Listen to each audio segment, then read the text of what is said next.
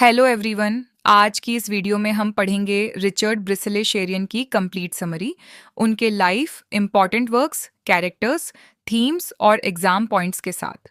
यह video UGC net, assistant professor, BA English और competitive exams के लिए बहुत यूजफुल है। तो चलिए शुरू करते हैं।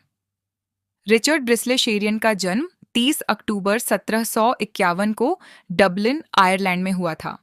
वे एंग्लो आयरिश प्लेराइट, राइटर और विग पॉलिटिशियन थे। शेरियन ब्रिटिश पार्लियामेंट यानी हाउस ऑफ कॉमन्स के मेंबर भी रहे, लेकिन उन्हें सबसे ज्यादा पॉपुलैरिटी मिली उनकी विटी कॉमेडी प्लेज से। उनकी राइटिंग की सबसे बड़ी खासियत थी sharp humour, satire, witty dialogues, comedy of manners. अब सवाल आता है, कॉमेडी ऑफ मैनर्स क्या होती है? कॉमेडी ऑफ मैनर्स ऐसी कॉमेडी होती है जो हाई सोसाइटी के लोगों की आदतों, फेक बिहेवियर, गॉसिप और हिपोक्रेसी का मजाक उड़ाती है।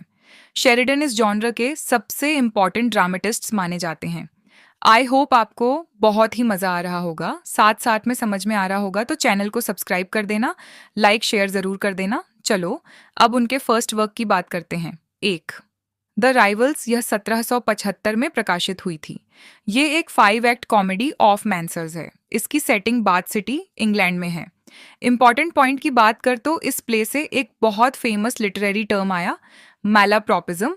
यह शब्द मिसेस मलाप्रॉप नाम की कैरेक्टर से आया।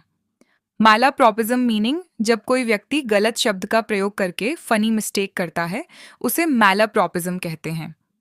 Example, he is the pineapple of politeness. यहाँ पाइनएप्पल की जगह पिनिकल होना चाहिए था।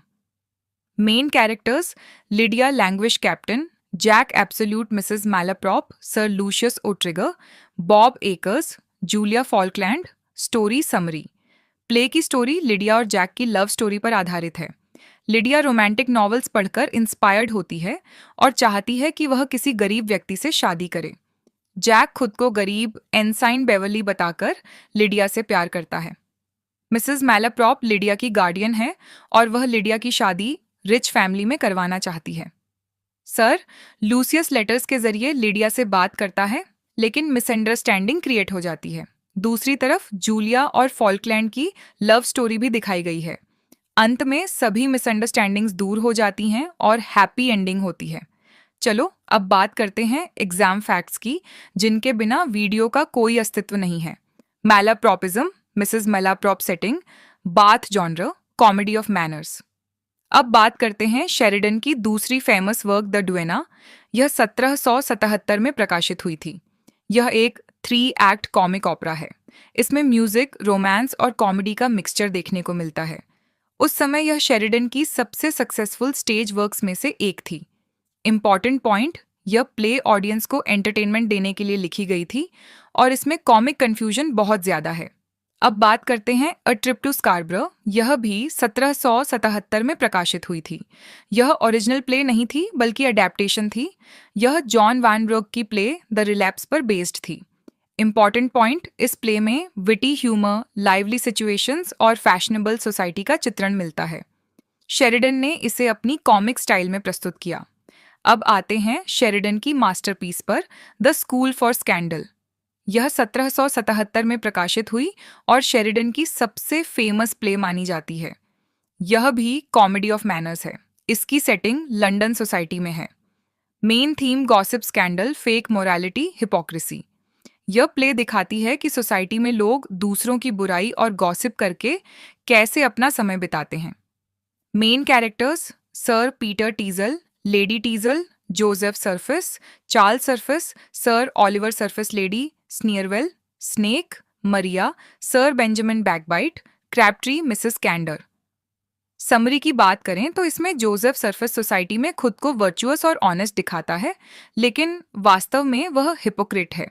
दूसरी तरफ चार्ल्स सर्फिस केयरलेस और स्पेंडथ्रिफ्ट लगता है, लेकिन उसका दिल अच्छा है। सर ऑलिवर सर्फिस दोनों नेफ्यूज की परीक्षा लेते हैं ताकि उनके रियल कैरेक्टर का पता चल सके। लेडी स्नीरवेल गॉसिप और स्कैंडल फैलाने का काम करती है। मरिया चार्ल्स से प्यार करती है। प्ले का सबसे फेमस सीन है स्क्रीन सीन। इस सीन में जोसेफ की हिपोक्रेसी सबके सामने एक्सपोज हो जाती है।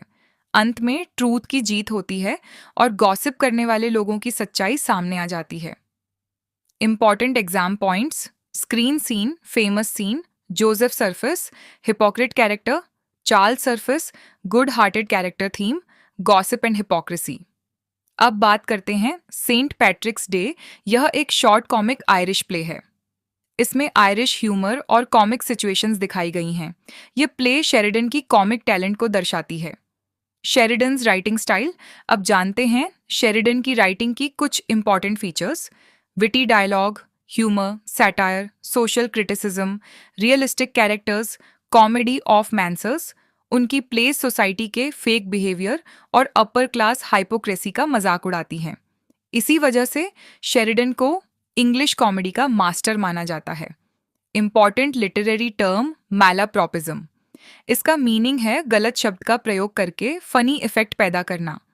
Example: she is as headstrong as an allegory on the banks of Nile. यहाँ एलिगेटर की जगह एलिगोरी बोला गया है। क्विक रिवीजन कर लें। एक बार the rivals 1775, introduced malapropism. The duenna 1777, comic opera a trip to Scarborough 1777, based on the relapse. The school for scandal 1777, famous comedy of manners, Saint Patrick's Day, Irish comic play. तो दोस्तों, आज हमने Richard Brinsley Sheridan की life और उनकी सभी important works को detail में समझा। अगर वीडियो हेल्पफुल लगी हो तो लाइक, शेयर और सब्सक्राइब ज़रूर करें। ऐसे ही इंग्लिश लिटरेचर के इजी नोट्स और यूजीसी नेट प्रिपरेशन वीडियोस के लिए चैनल को फॉलो करें। Thank you for watching.